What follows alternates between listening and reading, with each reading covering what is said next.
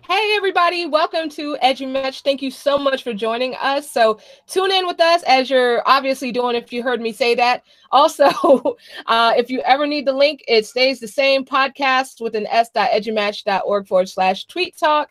In addition, you can follow along with us on Twitter where the questions have already started dropping. So you can interact with the questions as well. And tonight we are talking about restorative justice. So super excited for this conversation.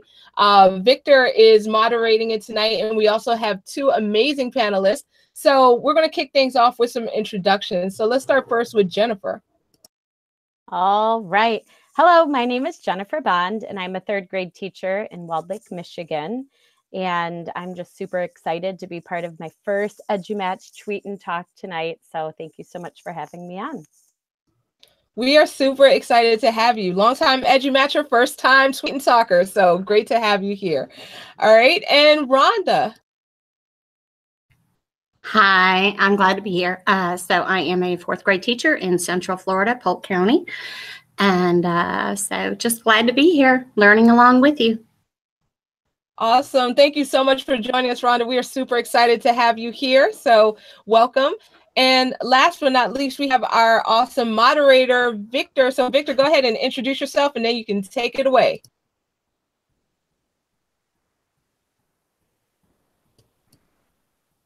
Victor, I think you might still be muted.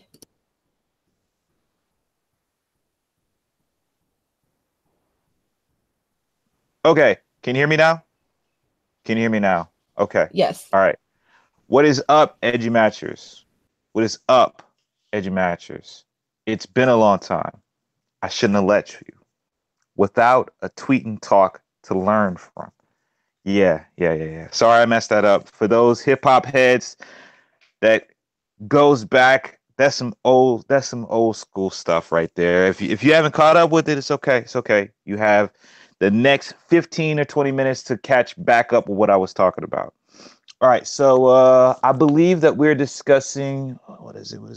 Restorative justice today. Yes, indeed. Yes, indeed. So I'm Victor. I am an administrator from Oakland, California.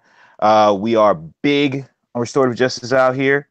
A lot bigger than some places could be. So let's jump right into the conversation. For those of you who don't know very much about it, the first question allows us to explain a little bit. So panelists, what does restorative justice mean to you? Anyone like to go first? Oh, you're passing it to me, Jennifer. So for me, it's an alternative to exclusionary punitive practices, especially when it comes to discipline. But it's more about building relationships and being inclusionary and trying to understand where the students are coming from and even their families. And it actually works with staff too. And I guess it's my turn now. I do think that restorative justice practices really are, like Rhonda said, about building those relationships. It's about building that classroom community within all of your students, to build empathy within your students, to get to know all of your students so that when they are having a not so good day, there's things that you can do to kind of tweak it to make them more successful. And it's especially important because with restorative justice, children get to know the impact that their behavior and their actions have on other people. And they're able to try to amend those behaviors sometimes by going through the restorative justice. Yeah, I think I first of all, can I say I love both your answers? I love both your answers. Not that I'm like as a moderator, not try not to misspeak. Not as though I, the moderator, am here to evaluate your answers. I just wanted to say I liked your answers. I wanted to throw out there to those of you who, are listening to this or watching this, and you are not necessarily a classroom teacher, you are an administrator, or maybe you're a staff somewhere in the building. It does carry a system with it, right? It is systematic. There is a component of system with it. So it's not just in the classroom. It also has to do with that mindset of looking at, as Rhonda said earlier, looking at trying to include people a little bit more. But to get more on that, we could go back to Rhonda in a second with the next question. Did y'all like how I did that? Did y'all like how I did that? All right, the next question,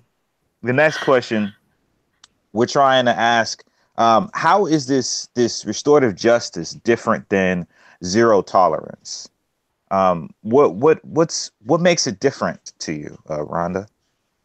So for me, it's more a matter of not necessarily pushing a student, a child away when their behavior is something that I don't understand as their teacher, or that a staff member or even a parent doesn't understand.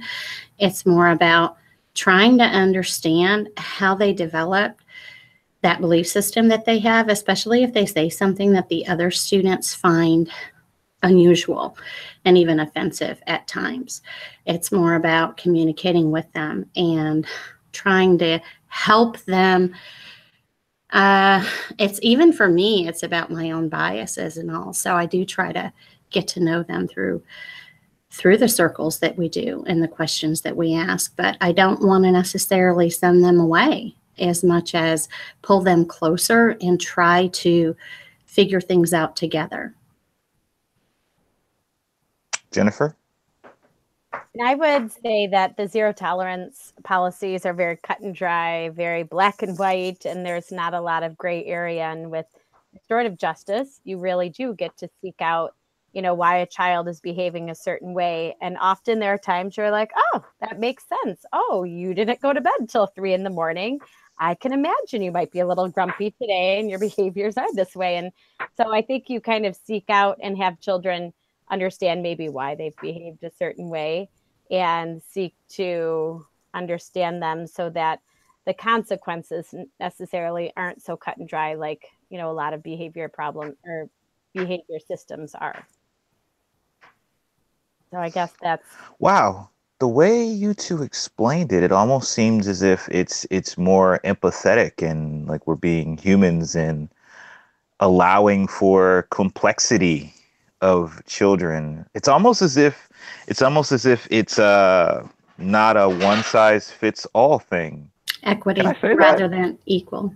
Yes. Equity rather than equal. Rhonda,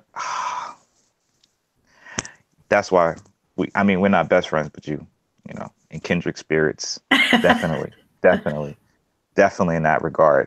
Well, okay, so if you're listening to this and you're thinking to yourself, okay, all that sounds fine and good, but like, how do I get started? How do I bring some of this greatness into my classroom? Rhonda, can you help them out? How let's think first day. Let's say that tomorrow's your first day. What should we be trying to do? Well, I think back to when I started, and I started by reaching out to Justin and you, and then joining the Voxer group, the Restorative Justice League Voxer group, and participating in the Twitter chats, and started reading books, a lot of good books, short reads, good books, and then forming up circles with some guidelines for the students to follow and iterating it day after day after day.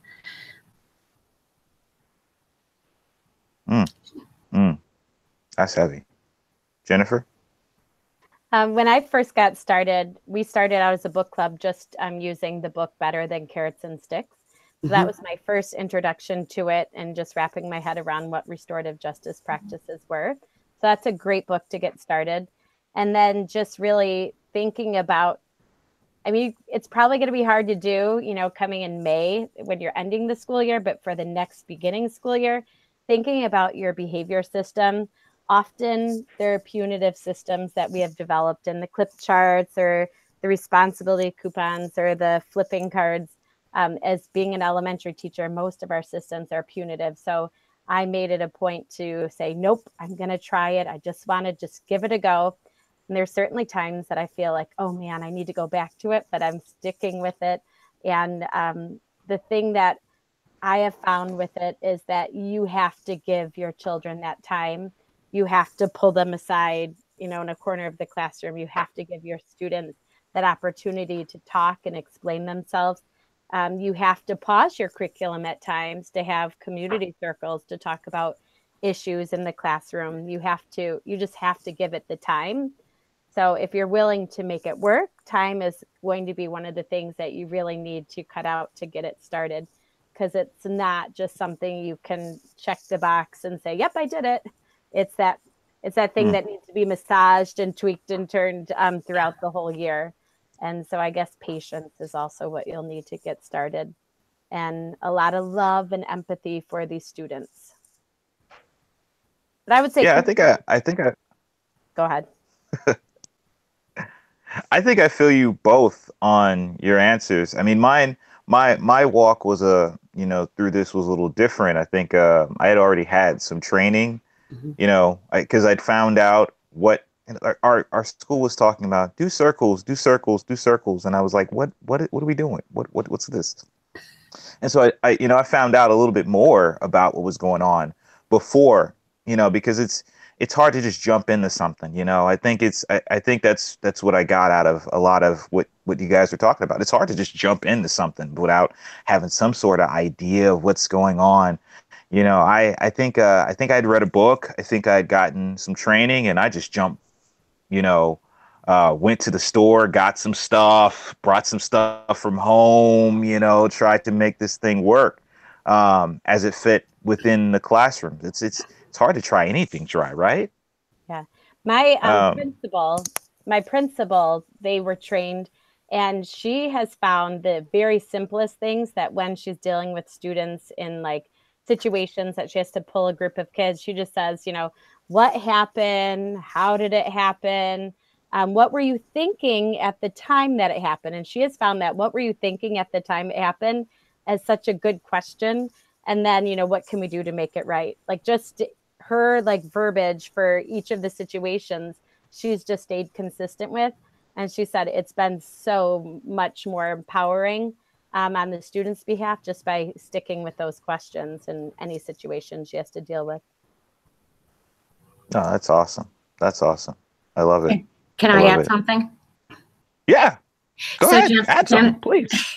Jennifer was talking about, I want to add on to what you said, Jennifer. You were talking about the time investment. And I found that the investment on the front end in doing circles with the students, it pays off huge dividends in the long run, huge dividends that just, they're immeasurable. And the students will come up and they'll say, can I hold a mini circle? Can I do a conflict resolution with a peer? Because they're learning these skills. And it goes a long ways towards teaching them emotional self-regulation. So it's very helpful. Yeah, and Rhonda, thank you for adding in that part about the emotional self-regulation and teaching them these things, because I'd imagine that you need other human beings around to help you learn how to be able to emotionally adapt and emotionally understand what's going on with other human beings. But I guess if we're unable to identify our own personal biases with this, that could make this kind of a difficult thing to do in a classroom, wouldn't it? Yeah, at times there are statements made by students that awe the whole class and shock the whole class. And then it takes a couple of weeks of circles to figure this whole thing out. But we start by trying to understand how that student developed that belief system that they had that caused that statement to be made. And then they start to learn about themselves. They become more self-aware. Jennifer, did you ever have any sort of connection to that? Whether it's students within your class trying to identify their own biases, maybe it's teachers, maybe it's administrators, any of that that you've experienced? Not as much. I can't say that I have as much, but it will be interesting, because this Friday we're actually having a half-day professional development, and we're doing a social justice module, particularly on bias. So we haven't really had a lot of talking about it, but I imagine Friday afternoon we will. So it'll be a whole different answer if this would have been next Sunday. But I think like the kids, what I've learned from doing this, I have some kids that have some struggles at home, and that behavior often trickles into the classroom. And I've heard from parents about the conversations after school, because there's some particular students that, children go home and talk about. And the kids have opened up their eyes to look at the perspective of this child. And not that they know the backgrounds, but they're starting to think about those behaviors probably do come from some type of trauma or some kind of hurt. And sometimes the kids are like, we need to be better friends with them, even though it's so hard to be friends with the child that's more challenging. So they're starting to understand that there's different perspectives, and not everyone grows up one certain way, and that might impact them. No, I can totally imagine that. In my own experiences, I've had situations where, I've had students say pretty borderline, can I say it? I'll say it. I've had students say borderline racist things to me as a Black teacher. And it's one of those moments where, like, you're in the class and you're like, okay, so I realize that you're 14-year-old, you're not there yet in life. Perhaps that you just said something that you don't understand. And then we can have that conversation without many of my other students getting angry. But I think that when we lose sight of the fact that we are humans, we have a perspective on life that we gathered through some various means of gathering, that you got to get it from somewhere. You have to get these ideas from somewhere. They come from somewhere. You didn't just, they weren't invented into your mind, right? Like, and it's important, I think, that we deal with that. I mean, especially if we're teaching students, right? Speaking of which, if we're able to identify those biases and such, is it possible that what sort of ideas should we carry about creating personal relationships with our students in this manner then? What do you mean? Well, I guess we should ask it straight up, right? It seems like in this restorative justice thing we're talking about, that we're going to have some pretty deep conversations. It seems like we should be trying to create personal relationships in order to foster those conversations. Can anyone speak to that, and maybe how we go about creating those personal relationships with students so that these types of conversations can happen? Are you looking for a specific example that you might know about? I mean, any that you got. I mean, you got anything, just throw it on out there. I'm not looking for anything specific. I'm just talking here. Go ahead, Jennifer. Okay, one of the things that we do just every Friday is roses and thorns. So the kids talk about things that are good, and then the thorn is something that's not so good. And through those kind of conversations, the kids sometimes get to know about things that are going on in the lives of students or families that, are sometimes personal and things that they need to talk through. And so when they hear those, then sometimes they're able to connect other things and have that more empathy when other things happen. Like if there's a dog that's close to death and then the dog dies, they're more caring and compassionate for that child because they've heard all about that dog in the roses and thorns. Like we have one particular little girl every Friday, I think since the beginning of the year, has told a dog story. And now the kids are like, dog story, every time she does the roses and thorns. But then on the flip side, we had to hear about her dog dying, and we knew how much, that dog meant to her. And then there's been times where children share about family members in jail. And I live in a community where that is not the norm. And for some crazy reason, that one particular circle, I think because the first person shared it, then another person did, and then another person did. And then my last boy was like, my rose is that I don't have any family members in jail. And then I'm like, oh gosh, that probably hurt the feelings of the people that were really open about the families in jail. And so then we had to have a whole conversation about how sometimes your words, even though yes, you might be glad that you don't have any family members in jail, but they're still feeling sad that they have that. And now, and at third grade, they don't really know, that might not be a, personal thing to share out and so we had to have a whole nother conversation about that. And he was like, I didn't mean to hurt their feelings. And so I think it's just getting kids to understand the feelings and the appropriateness and to have eye contact and to truly be a listener to build those relationships throughout all of those circle processes. I love that. Rhonda? Now, I was just thinking that I work with fourth graders, and they're not quite metacognitive enough yet to be self-aware. They're developing that. And a student recently said something in class that was a statistic that he had learned from some television that he watches a lot of. But it was a comment that was received by almost all of the class as a racist comment.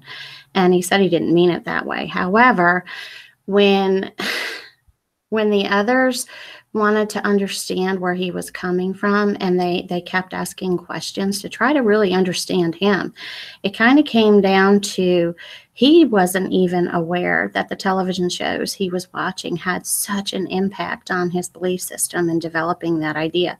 And in the end, at the end of 2 weeks, when we had talked about it a lot, he looked mortified that he sent that message to the rest of the class. And he looked a little bit ashamed that he actually said that. So it was a moment for him of self-awareness developing right in front of all of us. And the other students and their understanding of him, they would come in each morning and say, well, I understand that he likes facts because he says this and he says that and he says this.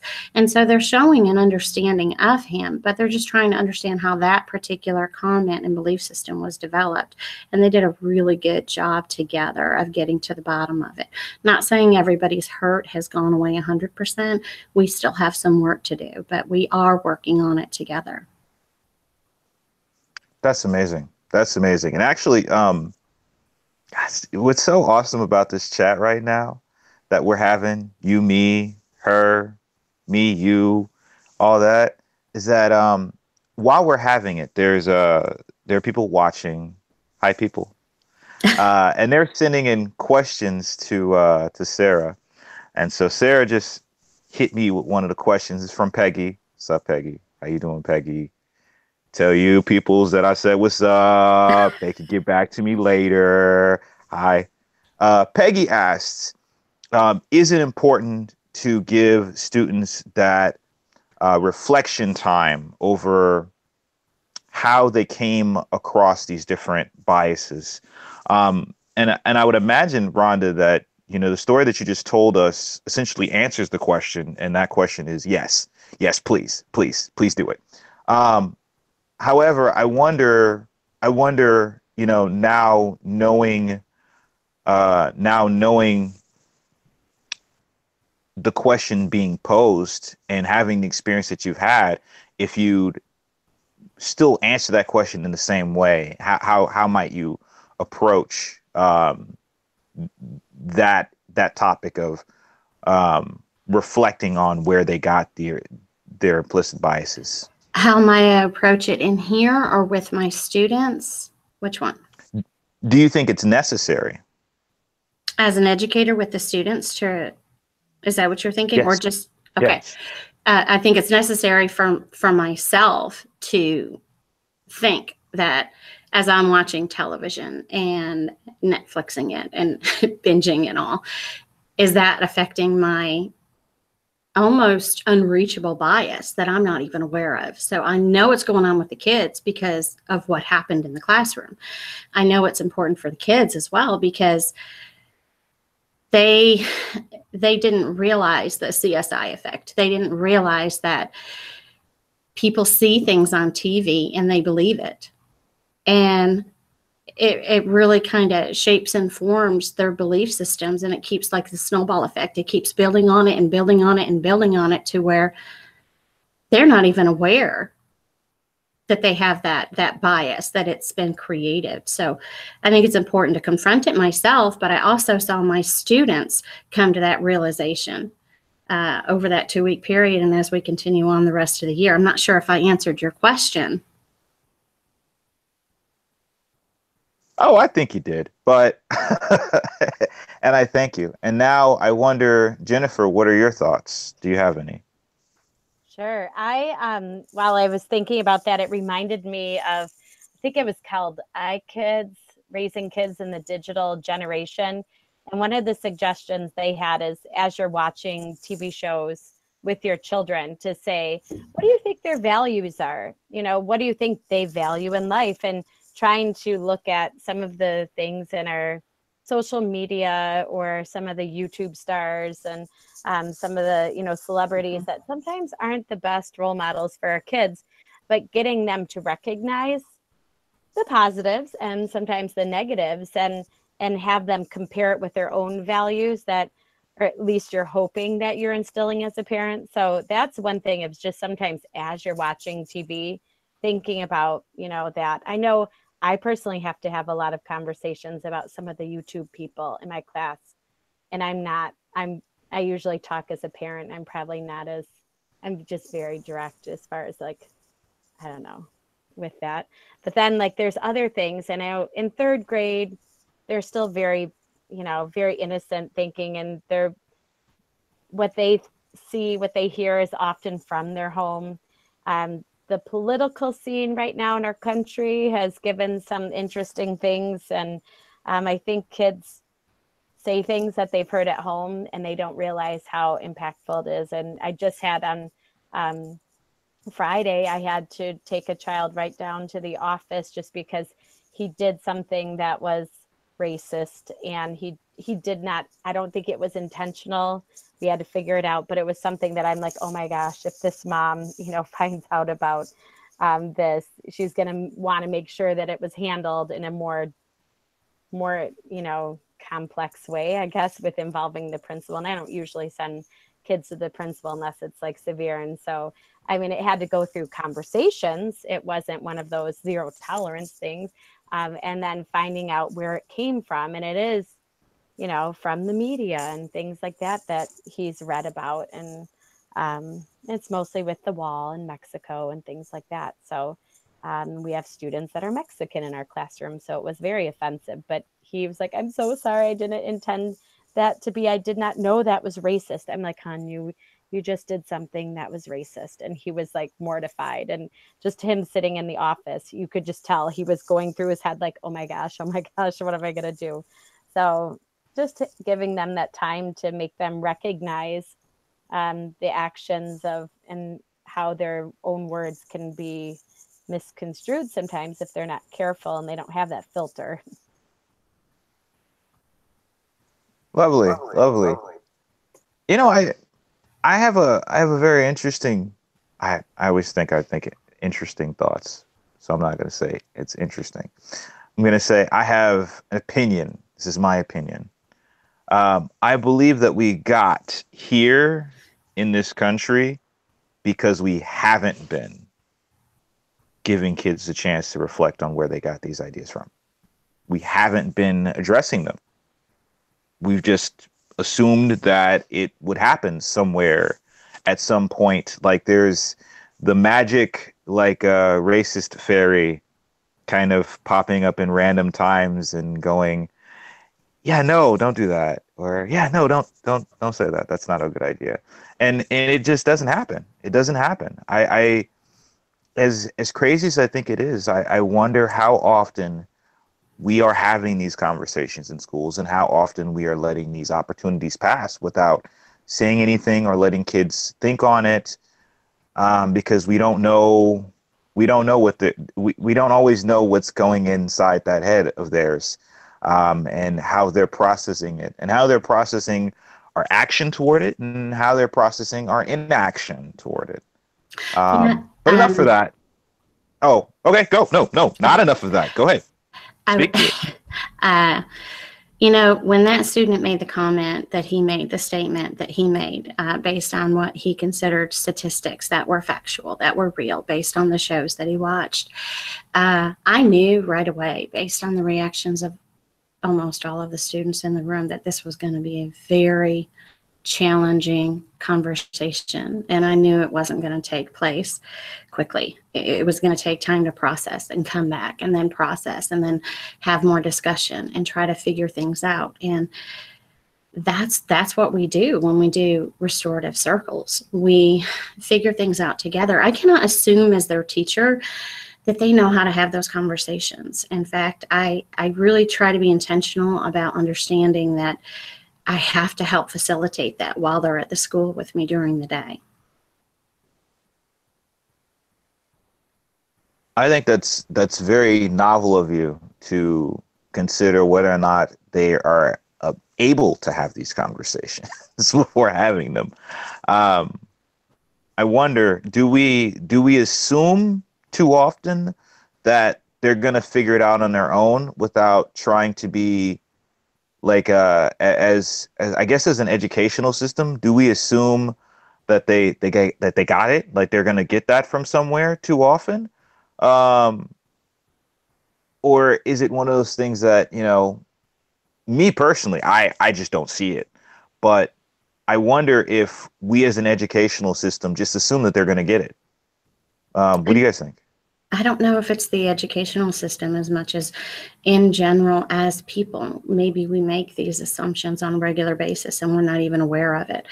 You know, one set of people, educators, may believe that it was the parental responsibility and they wish to not participate in that discussion or to send them out of the room to have somebody else handle it. I want to keep them. I want to keep them with me and I want to help them learn how to do this. But I think it's in general that there's some assumptions being made. And I will stop instruction, like Jennifer said. I will stop instruction because, and I told my principal that when school started, I said, if you happen to come in and it's supposed to be English language arts time and we're on the floor for 20 minutes in circle, it's because they have a need that's not being met. And we're not going to get anywhere academically unless we address this. You know, Rhonda, what you just said is blasphemous to some people. What? You stopped instruction? What? How did you use your time? Well, we were supposed to maximize our time. We're supposed to make sure we only have so many instructional minutes. Like, how do you? Oh, it's like, you know, I guess there's this belief sometimes, I guess, with us, and I'll say us. I'm a part of it. That just the idea of stopping our instructional lesson that day to address something that has a meaningful context into their lives, it's as if the floor is going to open up and the fire is going to shoot out and, you know, like a dragon is going to rip the roof off of the building and start spitting flames into the classroom going, you're not using your instructional time. Ah! You know. You missed your voiceover calling. Perhaps. But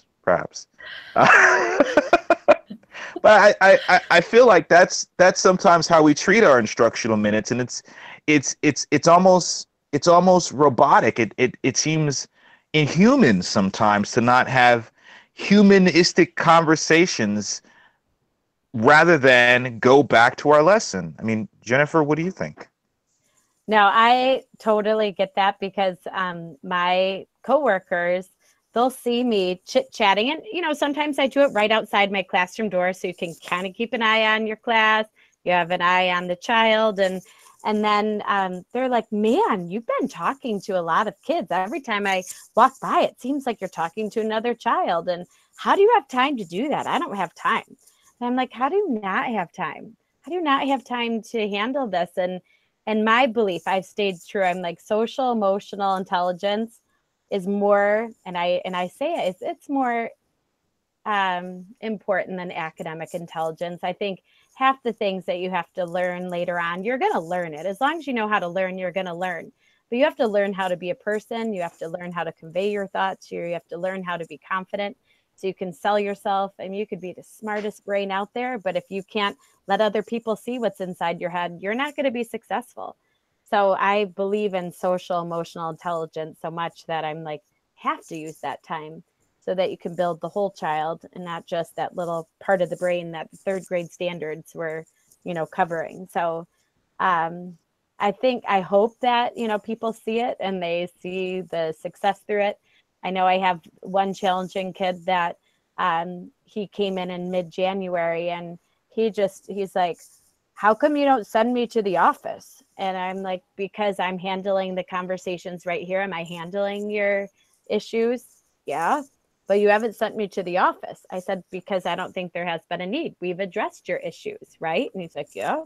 So his whole academic history was go to the office, get kicked out. And he's, you know, questioning, why are you doing this? And I think we have to do that. We have to show that kids, you deal with your issues, talk through your issues, we'll figure it out. But being sent away is not always going to solve it.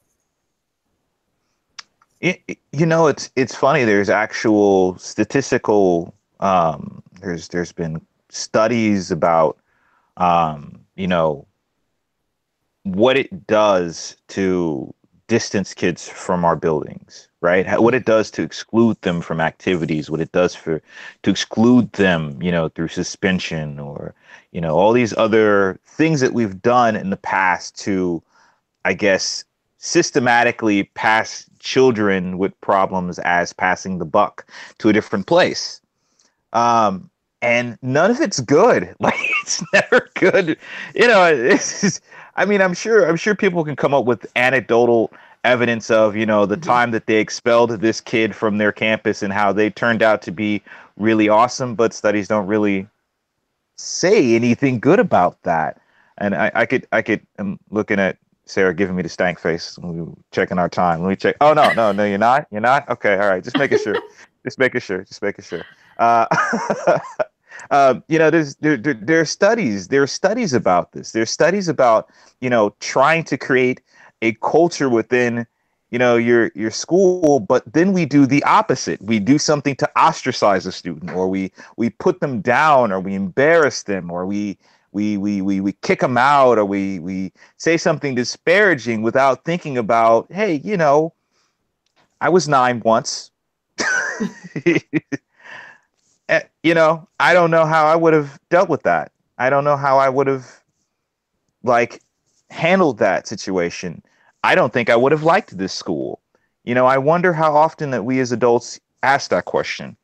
But, you know, we're getting to, we're on the topic that we could just talk for hours and days. And if you've been in the Voxer group, you probably already know that we do.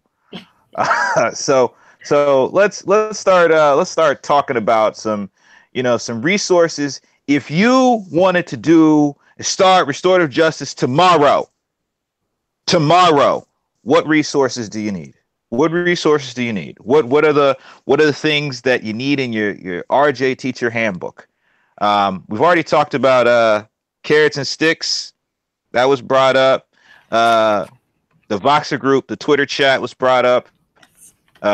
I'll reset those because they mine. I'll reset those, but Rhonda or Jennifer, either one of you. Oh, we got time. Hey, we got time. Hey, all right. Does one of you want to lead off with resources, RJ resources to help you out? Day one. Do you want to take this, Jennifer? I don't have much more than the restorative justice book, the carrots and sticks, the circles. You do need a talking piece and the talking piece is just, you know, whoever is talking in a circle needs to be holding it. So then everyone, it's kind of like the rule of the circle. But the talking piece can be a little stress ball. It can be a little stuffed animal. The kids often find things in their desk and ask if that could be their talking piece. So anything like that is essential. And I know, Rhonda, you have a ton of resources that you've really gone into. So you're probably, I've stayed very basic. The Voxer group is my favorite. It's like a little edu family of people that are awesome. So that is essential. But yeah. And so this book right here is one of my favorites, The Little Book of Restorative Justice in Education. I found it most applicable immediately.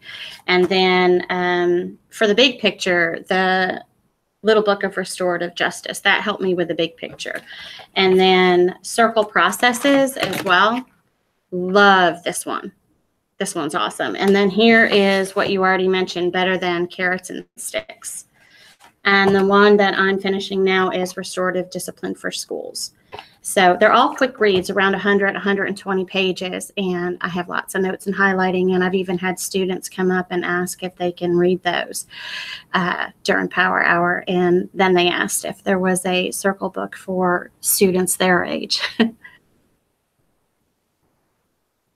You know what was so awesome about like how Rhonda just did that is like not only did she tell you the resources, she pulled out hers like like it would have been like if you were playing poker, like she pulled it out like that hand that no one could beat. Like, I know you can't do anything about this. Let me just set this down. They go everywhere with me, and they're all like curled up and bent up, and I know exactly where what I need is in the book.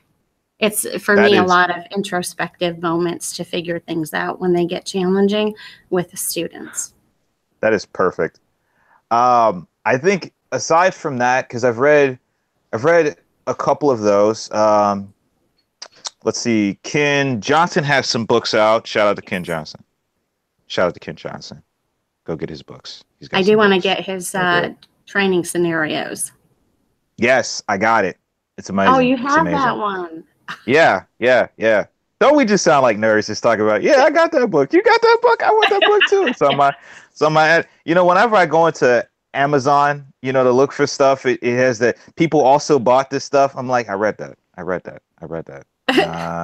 Okay, I'll get that now. There's a peacekeeping. There's a book on the peacekeepers. Shout out to the peacekeepers. There's a book on the peacekeepers and what they did in their communities using circles. Get that book. That one's good. I read that. I love that. I loved the Restorative Justice Discipline for Schools. It really, as an administrator, it helped me put things into perspective as far as what we're doing. The RJ League has a Padlet that we're putting together, that we're continuing to put together. It's got tons of resources. You've got to get involved. You have to name it. You have to name your Padlet. It's the Epic Padlet of Restorative Justice stuff. I think did I say stuff? Was it Restorative Justice resources? I thought it was the absolutely epic. The absolutely epic. It is absolutely epic. That Padlet will take you a couple days to go through, and it's got so much stuff in there. But Sarah didn't give me the stank face, but she gave me the time limit. So to all you RJ Leaguers listening at home, go ahead and stand up for yourself. Pat yourself on the back. You are a superhero because you are saving children somewhere. With that, I bid you adieu. For Jennifer, for Rhonda, for Sarah, it's Oakland. What's up? Oh, Victor, that was amazing. And Jennifer and Rhonda, you all brought that fire, that heat. Wanted to thank everybody who tweeted along with us, as well as we had 3 awesome folks, Peggy, Demetrius, and Nina in the YouTube live chat also weighing in. So before I let you guys go, there's something going on tonight at 8, correct, Victor? Oh, yeah. Let me get unmuted. Oh, yeah. Yeah. There is something totally going on. Later on at 8 o'clock, I think that's like an hour, 15 minutes. That guy was shouting out earlier, Ken Johnson, is going to be leading the RJ League chat this week. We are talking about multi-generational trauma and violence. It is amazing. If you have nothing to do, even if you have something to do, get on Twitter. Join us. We will be chatting. Thank you, Sarah, Jennifer, Victor. Thank you all so much. Oh, go ahead. The hashtag. RJ League chat. Yes. RJ League chat. Hashtag RJ League chat. Put that in your memory. There we go. That's very all. I'm important. Done. It's Oakland. Very, very important. Stockton as well. Yes, absolutely. Yep, all of those. So yeah, very important. So hashtag RJ League Chat. Be sure to check that out, guys. So definitely wanted to thank you all again. Thank you to everyone who participated with us tonight. So join us back in 14 minutes where we're going to have a special episode with Pass the Scope EDU Year 2, looking back on everything that went down in the second year of Pass the Scope EDU. So tune in, same bad time, same bad channel, podcast with an s.edumatch.org/straight talk. So everybody have a wonderful, wonderful rest of your evening. Good night. Good night. Good night. Good night. Night.